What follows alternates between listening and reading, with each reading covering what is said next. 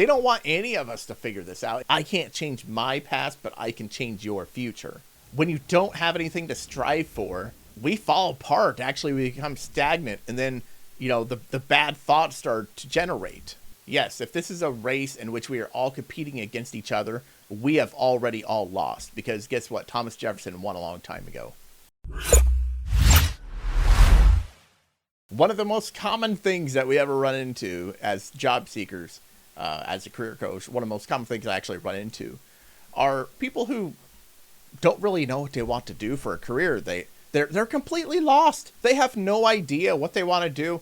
They're just floating around and meandering through life, and I'd like to say that's unusual, but it's actually probably the most common situation I see. And I know this because I was one of these people, and pretty much everybody I run into is also one of these people.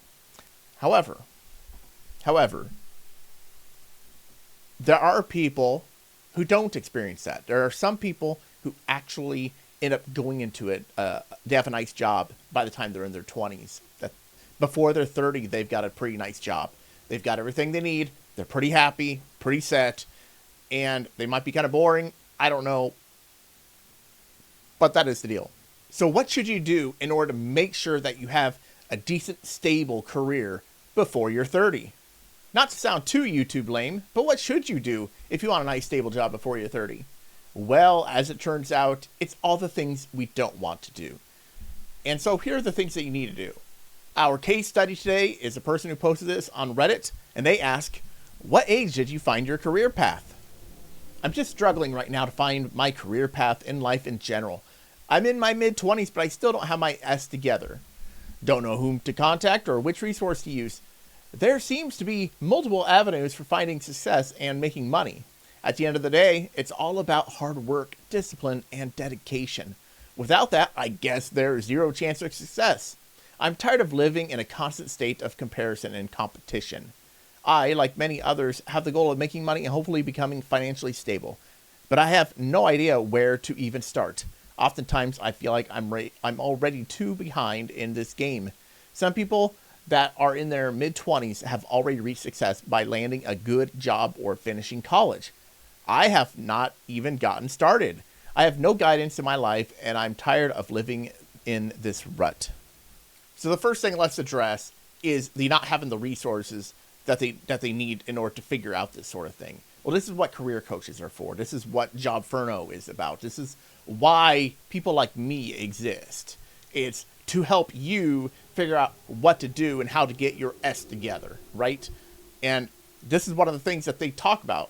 In this, they say, don't know whom to contact or which resources to use. Right here. And they follow that by saying, at the end of the day, it's all about hard work, discipline, and dedication. Well, not really. Actually, the things that you need to do in order to succeed is to have a plan, is to figure out what it is that you can do that is marketable, that can make you money, that can provide you stability, something that will make you happy for the most part, something that you're willing to live with, and then dedicate yourself to that. And so it's the planning part that people miss. Over and over again, it's the planning that people miss. It's what I messed up on. It wasn't until I figured out how to plan and how to plan my life, how to plan a career, did I figure out how to get to anywhere. They also say, I'm tired of living in a constant state of comparison and competition. Well, the comparison and competition is not going to go anywhere. Though I will say for all of you out there, and this is repeated a lot in a lot of places, but I have found this to be absolutely true, that if you spend your time comparing yourself to other people, like, oh, that person's got a $300,000 job, my life sucks. Your life is always gonna suck. I mean, this is why dating is in such trash, that a lot of portions of our culture are in a lot of trouble.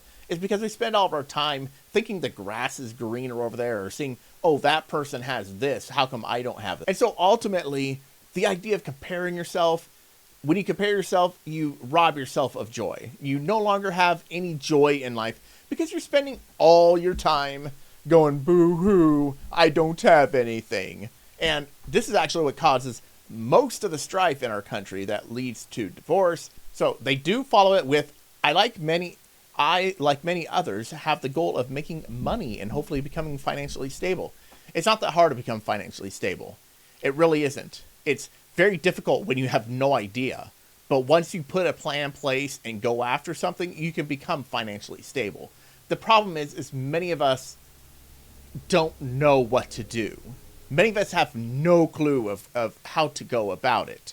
And that is one of the biggest things that I work on when I work with people, is figuring out what is that thing you're going to strive for. And it's actually also a source of mental illness, depression, those sort of things. When you don't have anything to strive for, we fall apart. Actually, we become stagnant, and then, the bad thoughts start to generate. I see it in people all the time.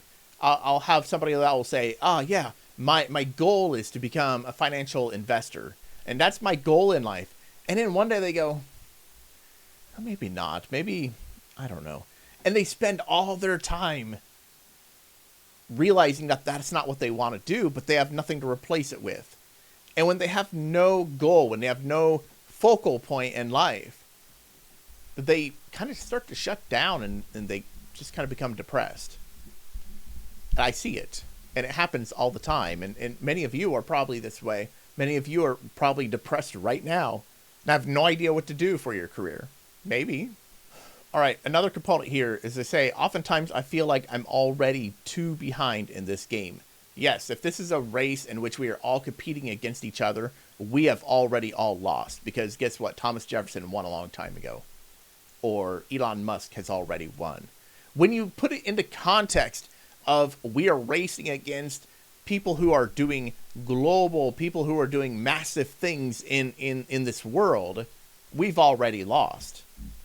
Now, if you're saying, oh, well, I'm a lighter weight, I'm going to compare myself to somebody else who is my own age, well, then you've already lost as well, because I guarantee you, for every person out there that's your age, you're gonna find somebody who's further along than you. Now, personally, I experienced this when I was in my 30s. I felt like I was behind, and I can't start over because that will make me even more behind. But you know what makes you really behind? Doing nothing. Not having a plan. Not having a strategy. And so what are the things that you can do to make sure that you don't end up like this by the time you're 30? The first thing is to understand that you're going to change careers multiple times in your life. But the way to minimize the number of times you change careers, and a way to prepare yourself, is to have as much work experience as you can before you graduate high school. And I know we can't reverse time, but if you have kids or grandkids who are in high school, you need to get them prepared. I know high school kids don't think this way. I get it. But if you have somebody that you know in high school, you can help them out. Say, hey, I can't change my past, but I can change your future. And that's the message we need to be providing. And so the things that you need to be doing is, first, when you're in high school, when you're in your late teens, you need to be working. And I don't mean working at McDonald's. I don't mean working at Jimmy John's. I don't mean working at your local grocery store chain. No, I don't mean that at all. I actually mean you need to be working, doing something that provides you a little skill. So you need to find out. The first thing you need to do, no matter who you are, what your background is, when you're in high school, first step is to work outside. Now, I don't mean pushing lawnmowers. I don't mean mowing the lawn. That's not what I'm talking about at all. I'm talking about construction. You need to work in construction of some sort. You need to help out on a project. So that means you're maybe help build a house, maybe install windows or siding. You need to do something that involves working with your hands, and do that outside. Other things you could do that help with this is you need to spend some time working on a car. So help with working on a car. So maybe you have a parent, maybe you have somebody that you could work with that can show you how to change a tire, how to change the oil, how to change brake pads. Do something of that nature. Now, why do I go into this? It's because the first thing we have to do, the first rule, of building a career is knowing what you don't want to do. And you will find out right away if you are okay with being outside or not. Once you eliminate that possibility, maybe you already know. Maybe you already know. But once you eliminate that possibility, once you get rid of that, then you can move on to the next step. Once you've accomplished the job working outside, you need to spend some time working on a computer. I want you to do some data entry with Google Sheets or Microsoft Excel, whichever product, whatever spreadsheet you want to use. And just spend some time entering data and just see how long it can go. It's a little bit of a challenge. See how far you can go. You're still in high school. You can do this. You don't need to be paid for it. Just see how far you can go before you say, screw this isn't really what I want to do. And challenge yourself to sit there for 8 hours in a day and maybe not enter data the whole time, but just spend some time with Excel. Just do it. You could do this without having to have a job. And this will tell you, do you want to spend your time on a computer? Are you okay with being on a computer? Are you okay with sitting for long periods of time? These are things that you can do without ever needing to find a job. Once you spend some time working outside and working inside, that'll help prepare you, help narrow down things that you could do for a career, and help you make a decision for your future. And so the thing that you need to do to make sure that you have a nice stable life by the time you're 30 is to have a job in mind. Have a job pinpointed. Figure out what work you need to have to get experience in that area. Figure out what career you need to have. Figure out what college degree you need to have potentially in order to get that job. But once you have that plan together, you know what your job is that you're going for. You know what college you need to, what kind of college degree you need to get in order to work at that job, or maybe no college degree. Once you have these things in line and you have a focus as to what you're going for and how you're going to get there, then suddenly things turn out to be pretty easy, and suddenly you have a nice career by the time you're 30. But I don't know. What's the real issue that's going on here? The real issue is that we are in a situation in our country where our politicians, our leaders, the people who run the country, the people who make decisions, they don't want you guys to figure this out. They don't. They don't want any of us to figure this out. And actually, they're okay if we do, because so few people will understand this and will figure this out that it won't really affect them. But what's really happening is that we have people who are far ahead in the social economic race, and they want to stay there. They want their families to stay there. They don't want anything to change. They want you to sit around and fart around and meander through life.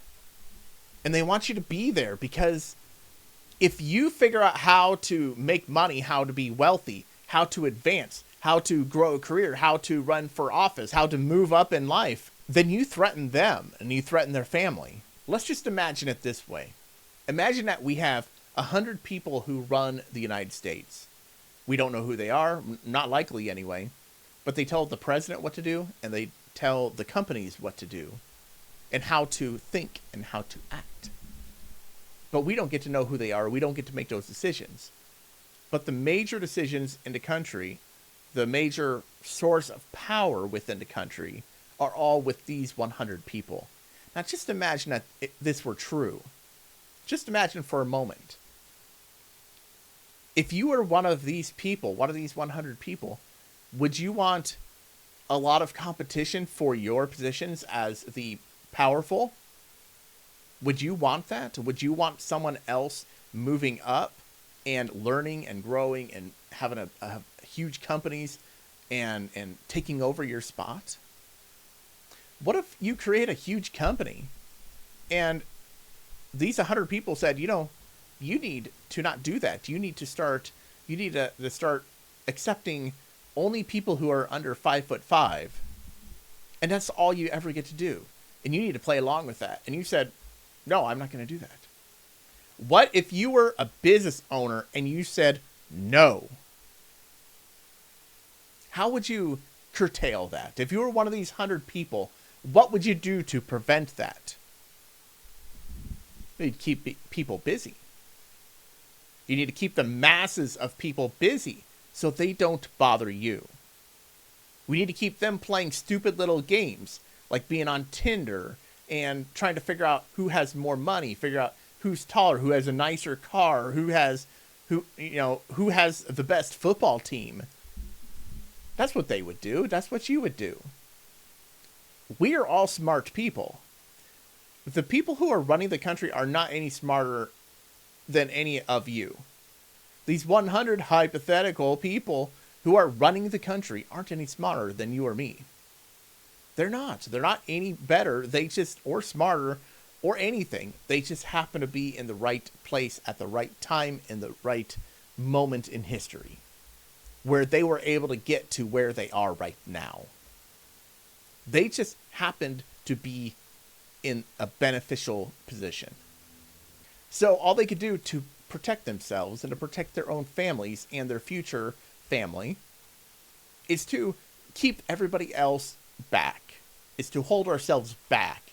Is to struggle with stupid things. And for people to spend all their time swiping on Tinder and Googling and making YouTube searches. When you do that, you stifle yourself. And it stunts your growth. It stunts your productivity.